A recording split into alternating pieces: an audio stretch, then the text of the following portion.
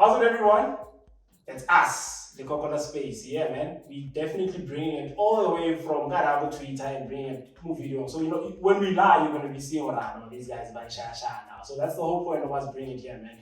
Trying new things, trying new platform. And look, still unpacking the most dynamic conversations, honest conversations. We're not gonna, like we say it the way it should be said. So yeah, I'm not gonna be rolling alone, guys. Now I'm gonna be having my right hand man who's chilling on my left. And yeah, you guys have seen us together. So yeah, Ops, welcome to the show, man. And I'm looking to having you forever. Yeah, no, thank you so much, man. I'm happy to be here. Finally, the platform is growing and elevating. I mean, you did approach me with, the idea of, making it a visual platform, and I think that's exactly where we're going to take it to the top. No, and and yeah, man, of course, it is the first episode of Lekoko Space. And yeah, man, look, we've got an individual that you've probably seen quite a lot on your social media platforms. I mean, if I'm being honest, this guy is the first one I've seen commenting on games. If I'm being honest. I just had to have a guy actually into this platform because it doesn't get bigger than Shakes. Shakes, man, you have to. You've been holding my hand and you've been saying go, and we're here now, man. Welcome. No, man, look, thank you for having me on your show, and I'm glad that it's finally here, because it needed to get to the stage as well. It's a great platform. At the same time, I don't know what they're talking about, but not that big. But look, I appreciate the invite, and finally we are here. Yeah. And I can only see big things happening for you as well. Look, you deserve it, man. Definitely big things. Today's topic, man, it's only fair that we go and have a look at what's happening in the league. I mean, we're about to take a break. It's a World Cup break. There's a Carling Blackley World Cup happening. Kaiser Chiefs got knocked out. These things happen. Sundowns was playing proper food, what was it? High octane football. High octane football. Yeah, so yeah, there's a lot of changes in the PSL, and with so many changes happening, we can only now have a look at what's been happening and where we are right now. Yeah. And I want us to have a check and unpack and highlight the teams that we should be looking out for and that we think that they're going to be challenging. So yeah, without much, I'd like for us to get into our riddle, because we're going to have a feature where we give you a riddle and you have to ask. Unfortunately, we don't have prizes for now, but we definitely will have prizes later on. So yeah.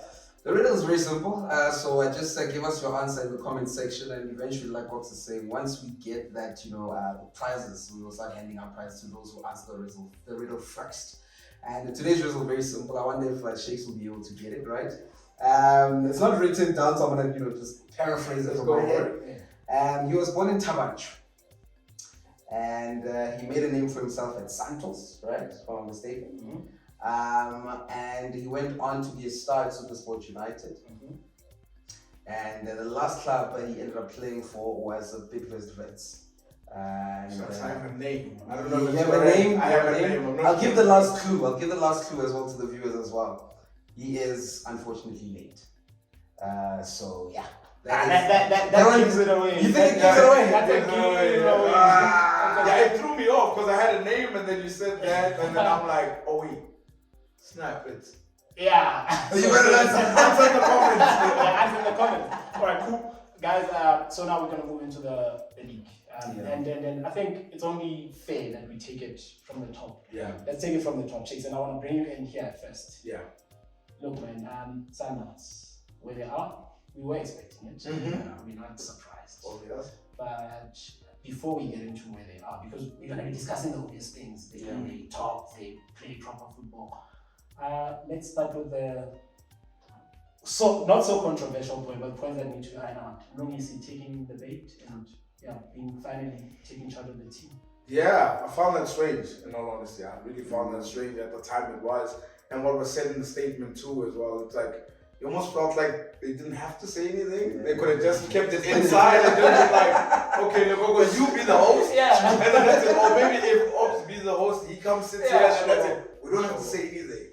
But now the fact that they made it out public, I thought to myself that I don't know if Mano has a future at Sundowns anymore. I got the feeling that I don't know if he's gonna be there any longer, because it almost felt like they were placing the blame on him with the fact that they didn't get some of the results. So Rani coming in, and to be fair, the results have been different.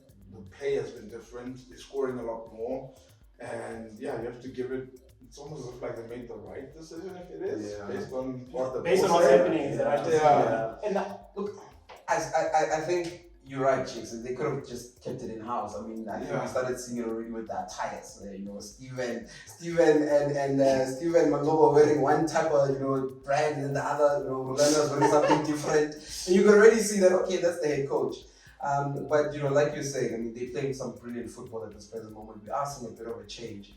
And coming back to the Mangoba situation, I think there's a lot of clubs in the PSL who need a quality coach. And I think that should be an avenue that Mangoba looks at, because I mean, I don't know how he felt, but on his behalf, I felt like it was a bit disrespectful, the way he's been treated. I mean, you look at the accolades amongst all the three coaches that signed out, and he's the one who stands out as the only one who's done something alone. Yeah. Yes, he was coaching at the Golden Arrows at the time, but he managed to win Golden Arrows a trophy. Yeah, he did. So he's done quite a lot on his own. So I think at this present moment, to be taken down and for him to take the blame for what has been going on at Sundowns, I think he felt a little bit of the fact that he's taking the blame, and he's someone I feel should be leaving the club and probably finding a place where he can be able to lead. And talking about leaving the club, let's talk. Talking about leaving the club. There's a guy who left the club. Yeah. And he's been very vocal about leaving the club. And that's Kevin Erasmus. Yes, Kevin. Him being vocal, him being teary, does it justify? But if I actually listened to the interviews and I was listening to him speak about the time that he left and he felt that he was disrespected, and I thought, okay, maybe it's his platform to finally speak. Sometimes I think just leave it alone, and he said he's going to start a podcast as well. Really? Yeah, he's going to start a podcast with Paul Makola as well. So basically you could have probably left that content for there as well. But to be fair, I think Rolandi said it right when he said that sometimes we do forget the good moments.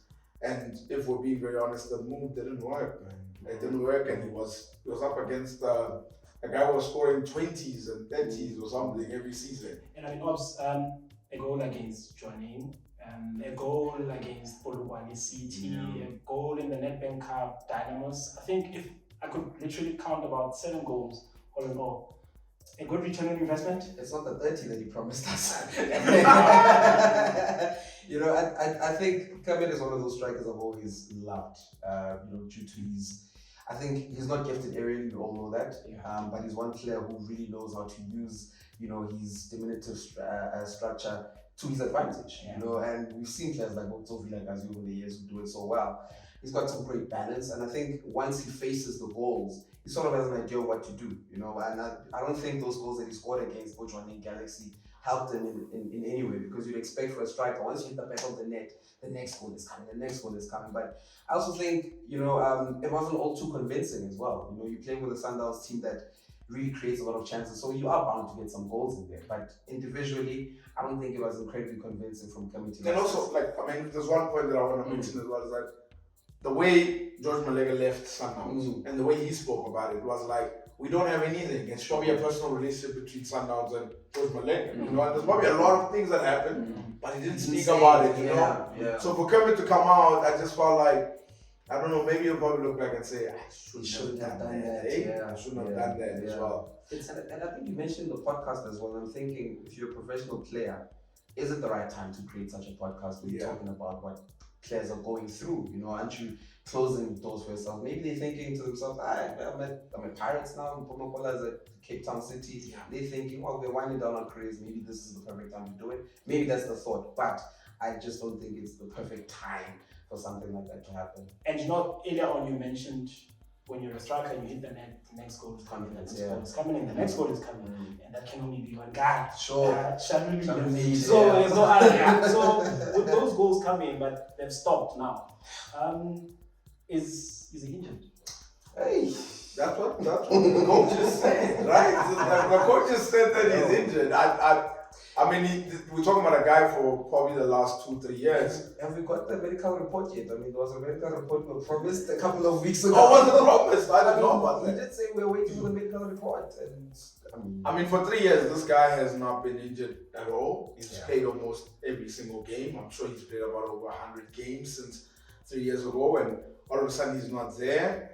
And it's going to be interesting what happens in January, because they need a player like Salinde as well. We do. They do definitely need him, that's for sure. But I mean, he did also speak about having ambitions of playing overseas, and there was those reports that came out that he perhaps could be looking to angle a move as well. So I hope that relationship ends properly. Yeah, I hope so too. And you know, speaking of the strikers, because I don't want us to dwell much on Sundowns.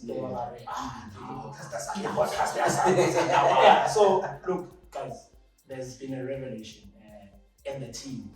You know, and it's very, especially with teams like Sundowns, I always like it when somebody who's an unknown or from the development side comes up, because the odds are stacked against you. You being from development playing all the way up, it's virtually not going to be possible. But it happens, and when it happens, it does happen. Pacey, they have those gems, the late Manisha, you know, who's playing in Kulis, Cassius. But what is the next Pesita? I don't think it's fair for us to even label him the next anything. Look. If we were to label him the next anything, in regards to the way he plays, I think he's got a Tembazoni thing about him. I mean, I don't know if you guys have seen it. I mean, he's a midfielder who's really effective in front of goals. His movement around goals also provides space for everyone else who's playing around him.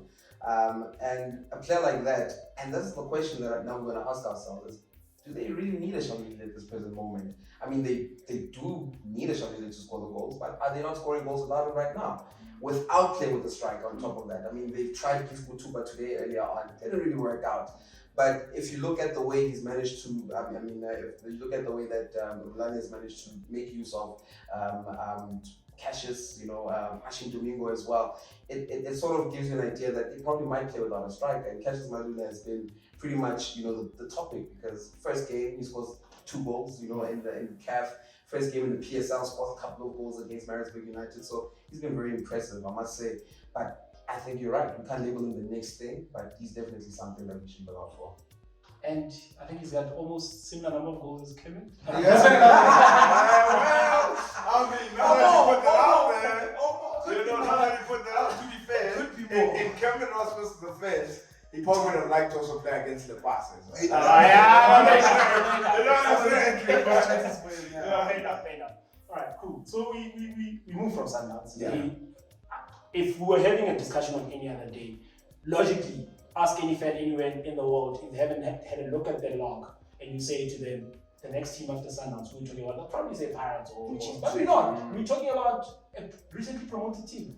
Richards Bay, Yeah. No, man, and I gotta tell you, I think the key thing they did well was Vasily Manusabi's coming in. Unbelievable signing. I think he's coming in, he's also taken the interviews, I think he's also taken the lead as well, and he's worked with Benny McCarthy and what he did with Cape Town City as well, and what he done at Amazulu when they finished second as well. There is that experience he has within the league as well. And defensively, they sound guys, I mean, they don't consider all goals. To be fair, they don't score many either, but they have a lot of 1-0. So, they're getting the victories, right? And also working with rejects. Supposed rejects. I mean, the Tikilo Nyazas of this world are in that team, and they still, managing to keep things sound at the back for Richard Space. So I think that is the recipe for them, just defend well, and whenever we get chances, we convert, and it's been working out so well for them.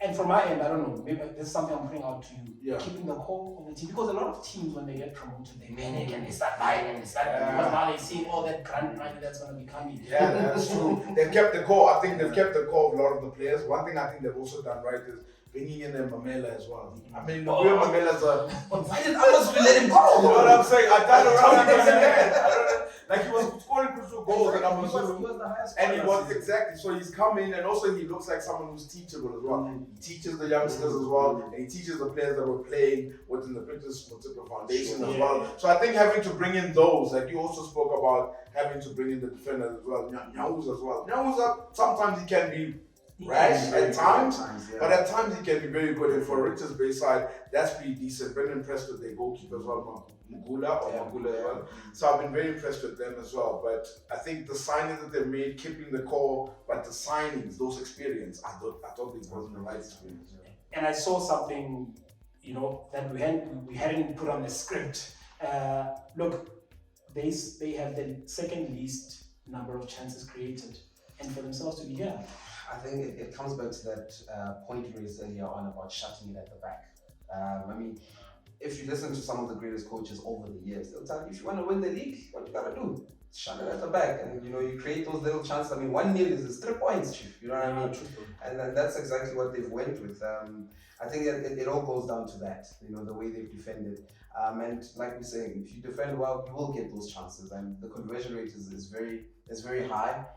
But the chances created are very low, but the conversion rate seems to be very high. And that's why they find themselves. I have to also give Richards Bay also credit as well. Like, we find a lot of teams sometimes that get promoted and try to play a specific type of football, and they try to be so open. But they respect the league in terms of they're not coming there about power. Sure. About power. It's like, yo, guys, let's get what we can get, and that's what we have to do. And it's almost a similar pattern. Swallows was promoted, they did almost a similar thing. Then they had the 20 draws or something. They had that one season. And then the season after that, Sankuna as well started really well, and then they fell off. So I'm just hoping for Richards Bay in the second half of the season, they don't get 20 draws or they don't fall off. Yeah. That's what I hope. I hope so too. I mean, them being where they are right now. Big ups to Richards Bay. And I don't know, before we leave there, what does it tell us about our league though? Because we're talking about a Swallows, for example, that came in and they were sitting, 1-2 for quite some time. And now we've got a Richards Bay as well, coming from the second division and sort of putting themselves at the top of the pile as well. Right? They emptied it as well. If I can take that, I don't think we should look much in terms of what does it say about our league. We should look at the fact that these teams, when they come with the element of surprise. So what we could be having is we have a league, and that could preempt what's about to happen. So if you know how a team plays, you can plan for them for years. So having that element of surprise, it kind of gives you that added advantage. I mean, we're seeing it in the Nedbank Cup. Big teams get surprised in the Nedbank Cup. So I think it's we're seeing that and transitioning into the league. But I will also say this in with that whole debate as well, because the element of surprise is there. But I do feel though is that the bigger teams, the more traditional teams that you would say within the league, I think a lot more needs to be demanded of them. Yeah. I really do. I think a lot more needs to. I don't think, for example, like a Real Madrid fan would be okay with, oh no, it's fine. Cadiz can be on top of you, and they won't exactly. Like they won't be okay with it. Like they won't be okay with it. So it's like when you look at fans all over the world, Bayern Munich fans, Real Madrid fans, Man City fans, Man United fans, they demand a lot of their teams because of the history. So it's great elements of surprise, but also, hey guys, we must demand more bigger teams. True story. And I'm just gonna put it out there before we move on. The reason we can't demand from our teams is because as fans, and I'll take this, we are so hell bent on defending our teams at all costs instead of demanding the truth, instead of being honest with our teams. So if you try and bring a valid point, I'm gonna try and say, but your team does this. Yeah. So I think that's one thing that I've picked up. So teams have become comfortable in the sense, those guys, So anyway, let's move on before we stay controversy. Yeah. There's a guy that failed at Kaizer Chiefs. Or say failed. And I'll use it loosely because he didn't have players. He couldn't buy players because of the FIFA ban. But he's there now where we know him to be. Is it? He's done it with the vets, but he's done it with Super Sport. Gavin Hunt, were you expecting this shit? That didn't make sense to me. If I go back to Kaizer Chiefs firstly, that didn't make sense to me. What, the departure? Yeah, that didn't make sense to me. I'll be honest. Credit, they were not playing so well in the league without a shadow of doubt, but taking them to the semi-finals without having to buy players as well. You can imagine the players that were there, they were already over 30-something already. That squad was aging. That's why they changed a lot of it this time around. And I always felt with Gavin, even when he went to Chippa United, I felt like, nah, bro, that's not the one for you, man. You have to be in an environment that allows you to give you time, allows you to do well. And I just felt like when he signed for Super Sport, I thought, that's the club. That's the club that gives him time. That's the club that gives him the space to work around. So, and what he's doing now so far, it's pretty decent, is it not? Yeah, I think it's great. Looking at the fact that Super Sport United lost 2 of its best midfielders last season, Sipho and Mugweno, and having to replace those players, it's not easy, because you need to look like Super Sport United over the years. They've always looked into their development side. They're not going to go out and buy, the most experienced player in the transfer market. They literally, just homegrown players, and I think that's one thing they've done well. But coming back to Gavin Hunt specifically, I thought the Chippa move would have worked out. I thought it would have worked out because he's very good at making what he has work. Unfortunately, it didn't happen at Kaizer Chiefs. But I think egos as well around him were the problem at Chiefs. And coming into a Chipper United side where there's not much ego, you're coming into a team which is pretty much willing to learn from you. I thought it was a good move, but of course time wasn't on his hand. But then it didn't take much time for him and Super Sports. We're talking about a club that had over 20 something goals Yeah. in 10 years. In 10 years, so it's my point is that at Super Sports United, he didn't need time. Yeah, he doesn't really know these players. Not like it was a Super Sports But team 3 seasons ago. I'd like to differ a bit with regards to that because as much as he didn't need time, how he started at Super Sport was quite poor, he would have been fired and cheaper. Yes. Okay, I agree. Definitely. And then that tells us that trust the process. Exactly. No, without a doubt. And the way he started, he actually didn't start so well. I remember the one game against Sunhouse, they struggled. They really struggled, and obviously they couldn't play with the players that they've loaned from Sunhouse. But one thing, if you watched Gavin Hunt and his team this season, it's almost as if I was watching them. I think they drew the one game where Slatoya scored. And it almost reminded me of what Vich was like and what his previous Super Sport was like. He plays almost the same way in terms of 4-4-2. Let's keep it very simple. Get the ball out and wide. Let's get the crosses in. Krobler and Gabuza's gonna finish something. And he keeps it so simple and it's working, man. So I think you're right. It was a time thing that they've given him, and I think he's gonna do really well at Super Sport. Definitely. He's home. You mentioned Bule and you mentioned him being out of the team. I mean, with what's happening right now, do you think they really missed those players, man? They've never been in a top 3 position since Kevin Hunt left the club. That says a lot. And they're back there now without those players. So I think if we're going to put respect on the players that are at Super Sport United, I don't think they miss those players. But they would love to have that type of quality, to dig deep. Because I can't imagine what happens to Super Sport if Tapelo Masego gets injured. Yes. I can't imagine what happens to them when that happens. So I still think they need depth. They need a lot of depth, and that's one thing that Gaetano Tembo, why he was in Super Sport United, he cried about that. He cried about the fact they didn't have depth. And I just think it's look, I think they can do well without those 2 players. I mean, they're doing quite well at this present moment. Consistency, that's going to be the key. So we'll have to wait until the World Cup break. And you're mentioning a player. He's mentioning Tapelo Masego. You made of him, man. Brilliant. Now, brilliant. You know, one thing is for sure, you look at Cassius Marula as well. Whenever you see young players grab the opportunity, when Jablo Blom burst onto the scene as well. So he's grabbing his opportunities too. He's playing really well. I think the game against Sunhouse, when they won 2-1. He was brilliant in the first half. That first half, he was so good. And I think the fact that he's been given the chance, and Gavin has always been able to do that. He's been able to give youngsters an opportunity at times as well. So now you got these new youngsters that are coming in, and Super Sport have a knack of just they turn them out. They turn them out all the time, man. And what he's done with Grant Michaelman as well. He's going to be playing well. Very disappointing in Solos last season, to be honest. Exactly. Lost a bit of weight. Now he's at Super Sport United. Look, I don't think they missed them. I just don't think they missed Mbule and Mukwele. Just mentioning these 2 players that we're talking about. There's one thing about life. Continues. Move on. Moving on. Now we have to move on to number 4. A lot of people had written him off, and a lot of people were saying, no, this thing's not working. It was another issue. Kevin Hunt. But is it working? That's a very good question. But if it's not working and he somehow finds himself 4th, then what's going to happen when it's eventually working? Zwani, his appointment, first of all, let's start there. It wasn't expected. Well, it was expected, but a lot of people went for it. I mean, you're quite correct by saying that it was not expected. It was a bit of both. Because there was that thing of Chiefs never give local coaches a chance, and then we thought maybe they might go and find someone abroad, and they took Afaswani. I thought it was a brilliant signing because of the fact that, looking at the project that they've now made, they've brought in young players. They went to bring in some of the players that were in the development side. There's Kunikas with a brilliant season with Stellenbosch last time out. I'm having had a chat with him before, just after Afaswani had signed. I mean, he was not announced as a Kaizer Chiefs player as yet.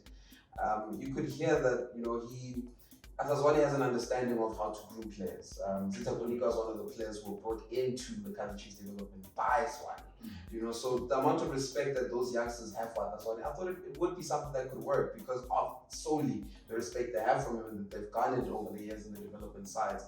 But it would be criminal for us to say that we're not enjoying some of what Kaizer Chiefs is doing. I mean, the way they play, we're not hearing a lot of complaining about playing aeroplane football. We're not hearing those things anymore. They're trying to get through all the phases of play on the field. They really are trying to do so.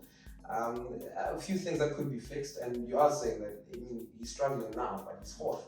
What does that mean if he gets when he gets on his feet? But then for me, it's another question about the quality of our league, because Chiefs are really struggling. If we're being honest, they are struggling.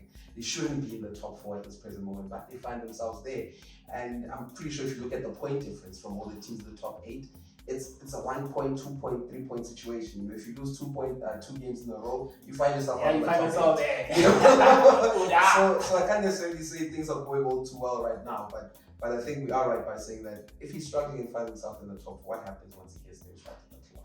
And I was looking at some of the stats provided by Sports Track, and the one thing that I noticed, the Kaizer Chiefs created their highest number of chances. No, I did not. Now I'll be honest, surprise.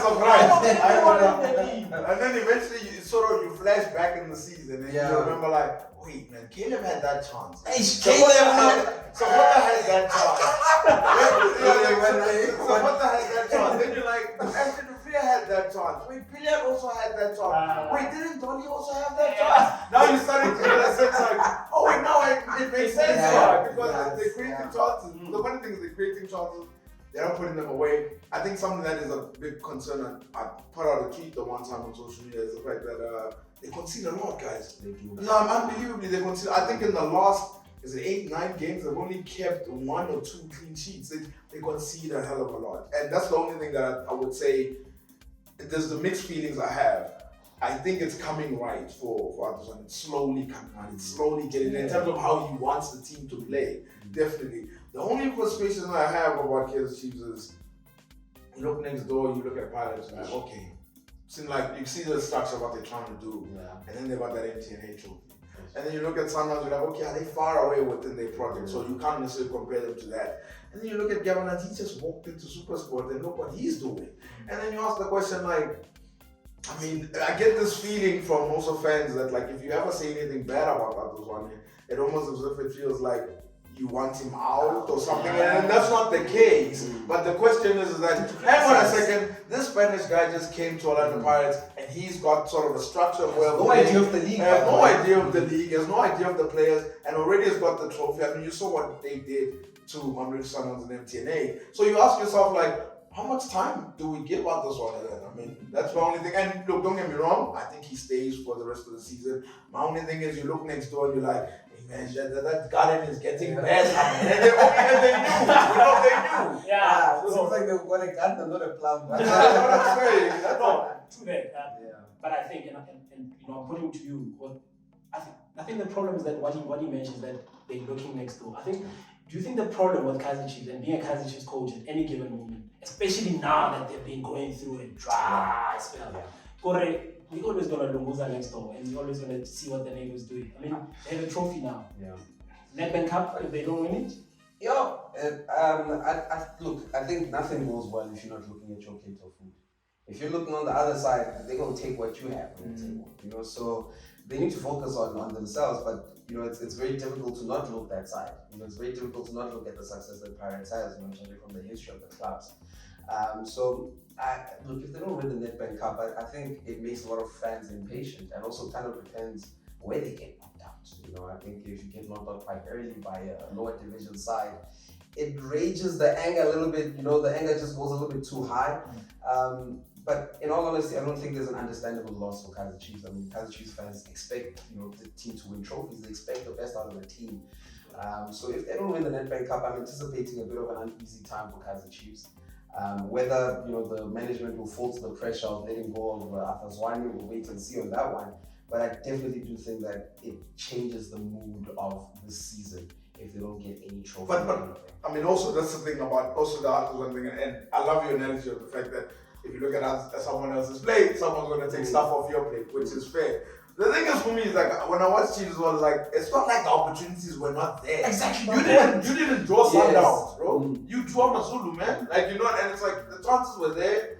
they were not taken. Those chances were not taken. You drew against Marumo Gallants. You guys did. You know, so my only thing is that the reason why about looking at, like, when you sort of look at the other plates is the fact that, like, we're talking about others one who's, it's not like he signed now, guys. This guy's been part of the club for years, bro. You know, and he's been assistant for years, for quite some time. So he's been in and around that setting. So when you look at the other side and you see a Spanish guy come in, do what he's doing, or you look at a Gavin who comes back to Supersport, do what he's doing, or you look at a Richards Bay that's smart conceding goals, you're like, okay, I mean, okay, I don't want to expect too many things to come quickly for Chiefs, but it's like, man, you know, it's hard to sort of like, but they do too, you know, so it's like, it's maybe not the inexperience of being a coach at the top level. Perhaps it could be the inexperience of not being at the top level. My only thing is that he's been part of the club for quite some time. That's the thing. So if you've been working at a particular company for quite some time and then eventually you get promoted, I would like to think that you're going to get some things right. And if the competitor who's new, they got the guy from out of the country is sort of like getting stuff right together, because unfortunately, like the tag that Chiefs have is they've won what they were like one of the most successful clubs until now. So now they're catching up to them and overtaking them as well. They won so many trophies, and that is the expectation as well. They also did the whole. They got rid of the age players as well. You know, they got rid of a lot of the age players. They brought in some new players as well. So I think it's coming right. My only question is it's slowly, and it's maybe like, is it too slowly coming right? Is it too slowly coming right? But wait, let's go next door, because you have to look next door. Yeah. No way that you Let's just make sure that it's still recording. Yeah.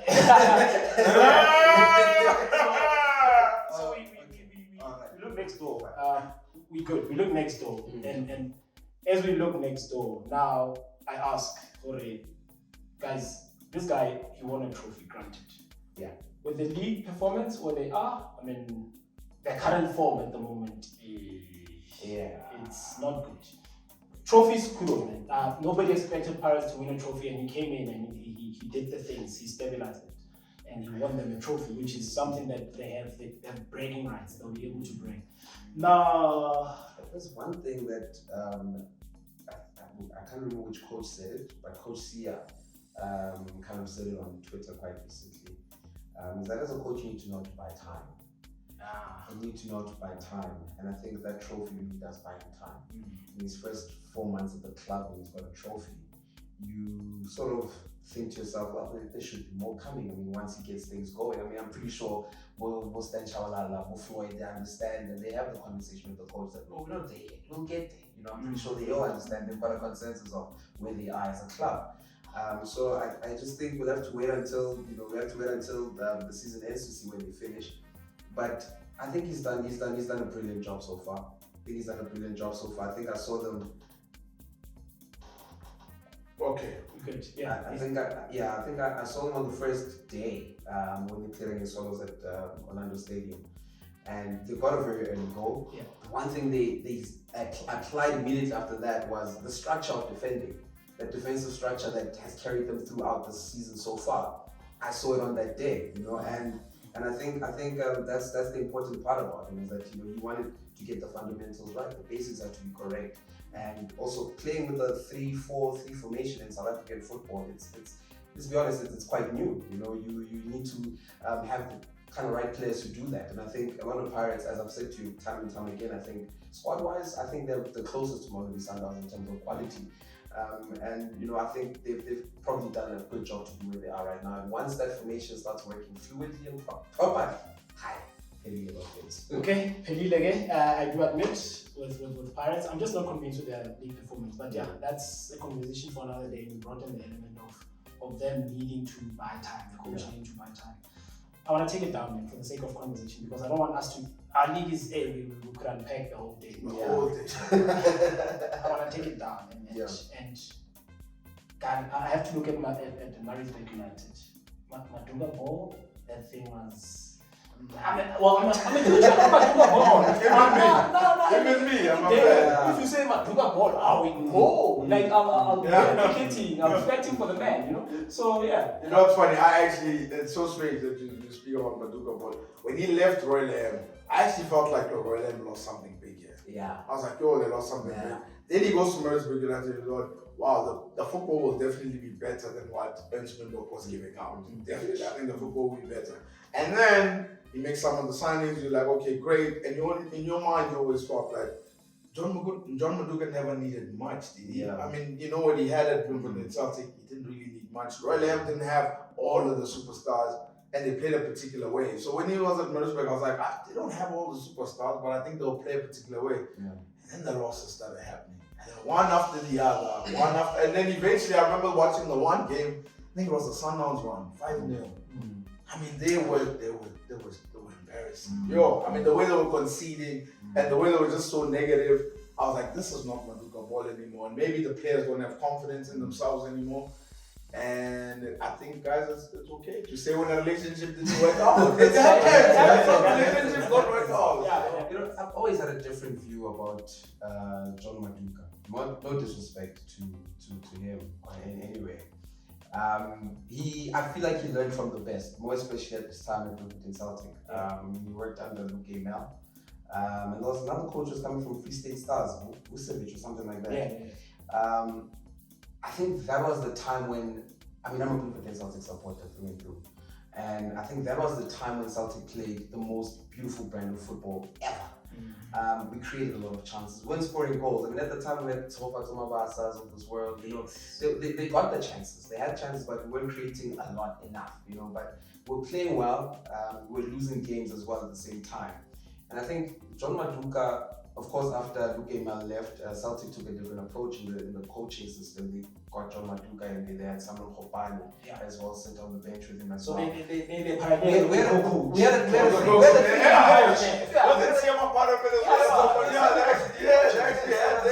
we started with the trio, guys.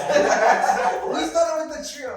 You know, and I think those three coaches really took off from what they learned from the Luke Emels and the Vukovic, you know. And when, of course, things happened at Wimbledon Celtic, Siama had to leave because of the payment options that were happening at Celtic. And to prioritize and then cutting grass. You know what I mean? Players. You know what I mean? You remember the letters? I remember the letters. Players. I remember the letters. You know, so it did happen that you know, John Maduka ended up being the head coach. But I still think it was still the same philosophy that, you know, was around from the two coaches that had left. Right after that, this club gets sold. He's still around with the same players who he was with at Wimbledon Celtic, and he goes to Royal AM. They still have that same philosophy. I think he leaves Royal AM, he leaves a lot of the players, a lot of the philosophy that was there, and goes to a different place, and you can't just implement it just like that. And I think that was where the problem was. I think we sort of gave him a little bit too much credit for what he has done as a coach. But 100%, he's done absolutely well. But I still think that he still has a lot more to learn as a coach. And I think we expected a little bit too much looking at what the performances are at Maritzburg United. So now life has to go on. Maduka's out. Yeah. The prodigal son, is he returning? What's going to happen now? Well, yeah, by the looks of it, looks like the prodigal son is coming back. Comes back with experience from Russia as well, you know. But Flight experience. It's experience, right?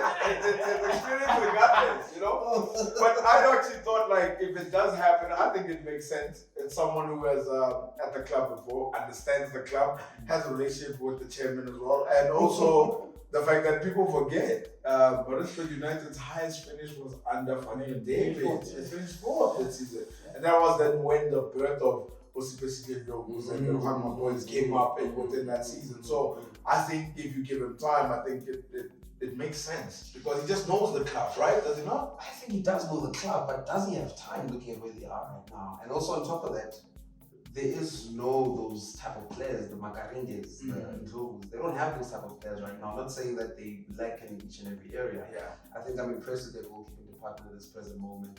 I'm impressed with a guy called Friday Samu. Friday Samu is actually, he's not bad. Friday Samu, you know. And there's another one, small or something like that. Where's the jersey number 24?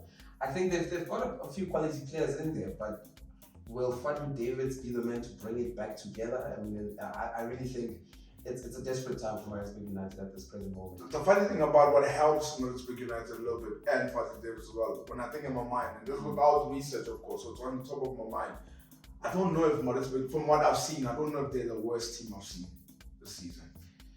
I don't know if that's the worst team I've seen. Like, if you ask me, like, Shakes, who are you worried about the most? I would probably say Swallows. I'm worried about the most. Oh no, that's so I'm not saying like, top of my list. and this is like, I'm talking about a full campaign thing. Yeah. Yes, maybe Swallows at this current moment are above Maritzburg United, I think, in the league, but still, I'm more worried about them than I think about Maritzburg United. So I think probably David's his mandate, if he was to come back, is save the status. And I think there's other clubs that probably have more to worry about than himself, and I think he'll get it right with the Samus as well at the club, you know? No, true story. And I mean, look, what's happening with Maritzburg now, I always say with Maritzburg, I don't know how they do it, but all they know is how to stay in the league. Those guys know how to stay in the league. Yeah, whether COVID, whether otherwise, they know how to stay in the league. They find a way. Look, guys, there's a club that spent money and all those signings, and people are like, these guys have, it's naming Victor Swallows going to Kaiser Chiefs, no, it's naming a change, no, Victor going to Kaiser Chiefs. 20 million. Victor just rocks up, it's Cuckoo, he rocks up at Cuckoo, and you're like, no, man, like, there's something that's happening here. There's ingredients there, eh? Yeah. Why isn't there a meal? Could it be a coach thing? To be fair, firstly, to sign like 20 plus players, I think it's insane. It's insane, and to obviously put that meal together, because now it's like a beetroot diet, it's the meat, it's the salt, putting that all together. So it's like, it's kind of hard to put a great meal together. But what I will say is, every time I watched Sekune this season under Captain Tim, I thought they were way too safe. I thought they were way too safe for the squad that they had. If you see the Sekune that comes out, the second half against Sundowns, when it was 1-0, I think Sundowns took the lead, and then eventually Mtambo scores that goal like in the first 30 seconds into the second half, and they actually went against Sundowns. They pushed them, they pressed them, and I thought like that's how they should be playing. If you've got a Lyndon Mtambo, if you've got a Victor Latrell, if you've got all those players within there, that's how you should be playing. So I just felt like with the squad of players that he had, I thought Captain Timber was too safe.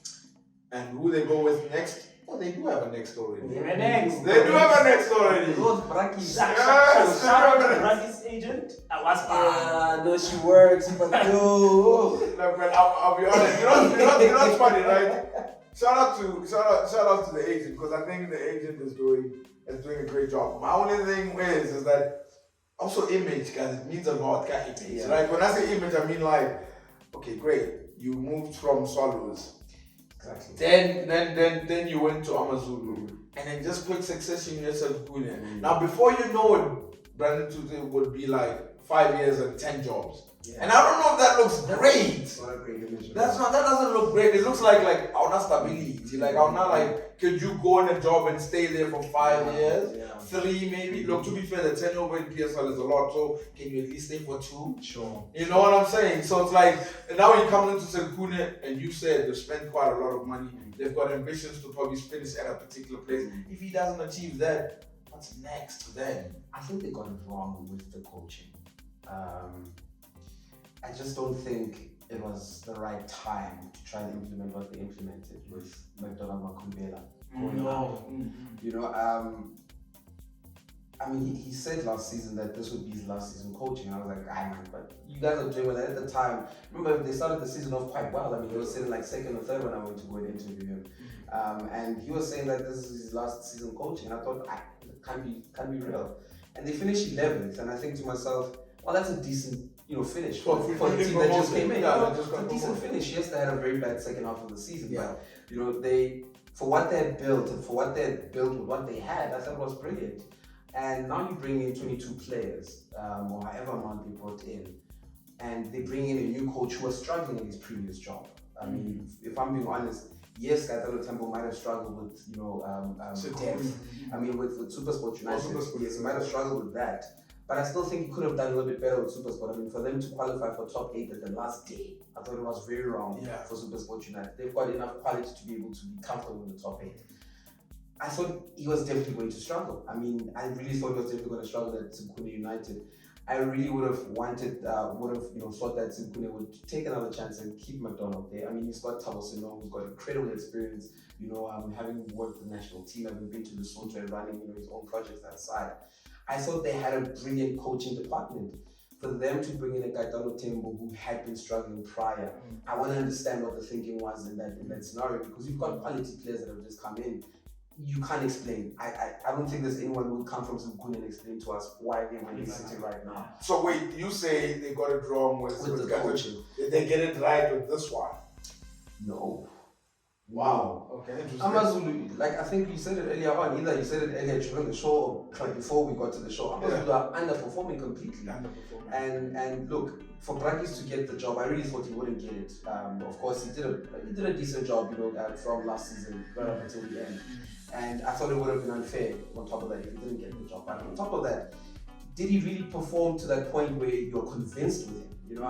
I was not convinced with Forsosa as well, so I don't know what is going on in regards to the coach situation at Amazon and how they selecting the coach that side. And that's also funny enough. I mean, I know we have to move on and stuff, but like funny enough with regards to that, also what hurts the image wise. Because if I was around him, I probably would have said, let's relax. Let's just do Christmas, relax. let's do New Year's, we'll find something next year, right? Now also what kind of hurts the image here with it as well is the cloud that he left under Amazulu was personal reasons. I have to go, I have to leave, right? Yeah. That was what came out. Yeah. Now in a quick succession time, I'm saying yes to Sekukun. It's like how it's from Cape Town as well. It's from Cape Town. So my thing, that's my thing, is that like you left for personal reasons, and now in such a quick turnaround, we're at a club again. And I'm just like, you could have just taken a break, man. I think you could have taken a break, but good luck to him, I think. Yeah. Definitely, but yeah. He's got the players. Definitely, he's one lucky guy. One. From such a pool of players, the green side, and then you go to school. A quality player, exactly. Like any coach, Saturday having Mashehu and having big talents at the same time. So yeah, shout out to him. I hope he really makes a meal of this. I hope so. And hopefully it will work out. So guys, there was trouble brewing, issues of money, issues of players not being paid. There's rumors, just people going months without being paid. There's just rumors, but whether they're rumors or not, we don't know. But all we know is that whatever happens, you tend to see it on the field of play. Yes. If something is not okay at the back, you tend to see it here. Teams that are usually up there, good things are happening at the background stuff. So are we shocked with what's happening at Swallows this season? I'm not shocked. In fact, for what's going on in the boardroom and in the back room, yes, that is shocking because you wouldn't have expected it coming from the two owners of the club at the time. Of course, the chairman, David Mokhashwa, and Banyaza, who has left the club now currently. I would have not expected it from them. I mean, David is one chairman who's very vocal on the Twitter Spaces. So you would think that he's got his house in order the way he goes around. Is he still vocal? No, he went private. He went private now. There's a lot on his account. There's a lot on his account. So I wasn't expecting it. But let's be honest, they lost quite a lot of players over the past 2 seasons. They lost quite a lot of players, and they've not even replaced some of them. And I think the only thing that is keeping them alive, I might be wrong, but it's the number 6, Tabusani Mthetwa. I think he's the only player that I've really seen, really when he's on the field he makes the difference. There's no structure at Swallows at this present moment. When you're looking at it off the field or on the field, it's quite difficult to see. And I think where do you get the thought of taking someone who's, yes, Kat Lynch's did it with Chico United, but where do you get the idea to think that this would work, taking someone who started off the season as my central defensive midfielder, and all of a sudden, hey man, we've got a problem, we might need to step in the technical area. What does that leave the players feeling like? Isn't that undermining the player's profession? If you have a coach, you're expecting a coach to improve you as a player, to help you understand the game a little bit more. You have to meet me halfway. And no disrespect to Musanya Dama, but to coach you need a license. Yes, it's been proved by Morgan Mamila that even a coach. He has a license. I get that. Shout out to Morgan. Shout out to Morgan. But in all honesty, you need to improve your players in some type of way. You need to have that knack of coaching and knowing what to do at the right times. And unfortunately, Musa can go all the way and try and get his coaching badges and do what he has to do 100%. I just think the situation he's been put in is unfair. It's very unfair for him. As a coach, as a player, he doesn't get the chance to wind down his career the way he would have thought that it would end up. And now it's probably going to end the same way that it's ended. Next season they survive, they're gonna need a new coach and we'll survive, type of thing. So it's quite sad what's going on in Swans. I wasn't really expecting to see it happen this season, but if I'm being honest, from that first game of Swans against Pirates, I had this idea that they're really going down this season. And with them going down, I think one thing we have to think is these words keep ringing in my head. You can't cheat football. You can't. No, and that's one of the key things. You can't cheat football. It's crazy because when you go back to last season, the way that they were signing players, Jody Favory had come in, Margaman had come in, Saleng had come in, like they'd signed a number of players. And I thought to myself, I was like, wow, okay, they're serious. They're actually going for it. And say maybe you actually should have seen the red flag then. Yeah, but my thing is that you feel for them a little bit because there was obviously that story with the Telkom situation that happened. Yeah. And them not being able to get that sponsorship. And unfortunately maybe that led to probably payments not being made. Because when you have a squad like that and you finish 15th, then it also shows that things are not right. Yeah. Now you move on into this season and things are not right again. And like Lekoko says, you can't teach football. And I like what you said about Musa Nyatama. I think it's unfair to put him there, guys. It's not, because when I'm seeing all this, and the thing is, the worst thing is I'm looking at the narrative on social media as well, and maybe even how sometimes you'd say journalists are asking the questions to it's like they're trying to pose like he can do it, and I'm just like, no, it's not right to make him have the responsibility to save this big club. It's not his fault. He's just a footballer, and we shouldn't try to paint the narrative to be like, so that's what I've always been saying for me with the Lost Fellas. They need to get leadership and they need to get a coach immediately. But they can't place it on Musa Nyatama. They can't. And just be like, you're the guy, you're gonna save us, because some parts you just can see a little bit of inexperience that he has. The 1-1 against Supersport, when he came out on the interview and he was talking about how referees are just horrible and this, and the way he was speaking, I was like, you're not ready for this.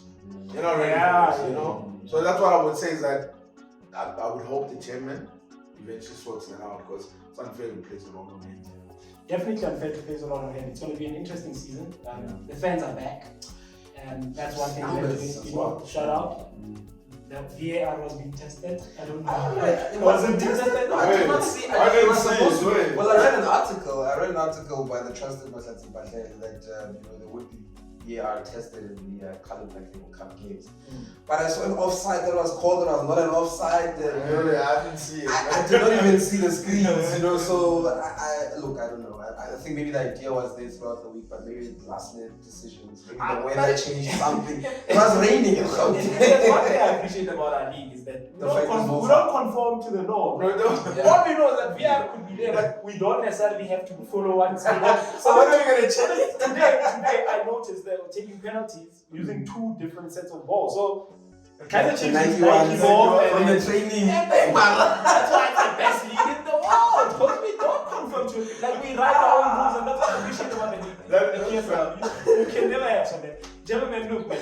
This chat can go on forever, and I know that we support the best league in the world, and we go on about it. I just want to thank you guys for jumping in. And this will give us an indication in terms of where it is that we're going and where we're moving with the league. But often than not, if you find yourself languishing there halfway through, it's kind of like obituary how we can start grafting it. This league is not hard to predict, so a lot does not change. And thank you. I hope this changes. So gentlemen, thank you very much for putting through. It's our first episode, and we're gonna keep it as authentic as possible. So I'm glad that we're here, and it's taken us a while. And Jakes, look, man, you've been a support of the platform forward. You're great, and I'm not saying that just to get you here again next time. But look, what you're doing, you're pioneering a lot for us. Follow through. When we pull through, we come through a paved way, and it was hard for you to get through that. So now, for us to try and communicate with the guys that you spoke to, and they turn you down, it's easy because they turned you down and they had to fight for that. Now they're like, oh, Shakes was expecting this, let's give you this, and now we're not expecting anything. You know, so thank you very much, man. Thank you for being a pioneer and thank you for leading the way. If it wasn't for you, for guys like you, we would not be here.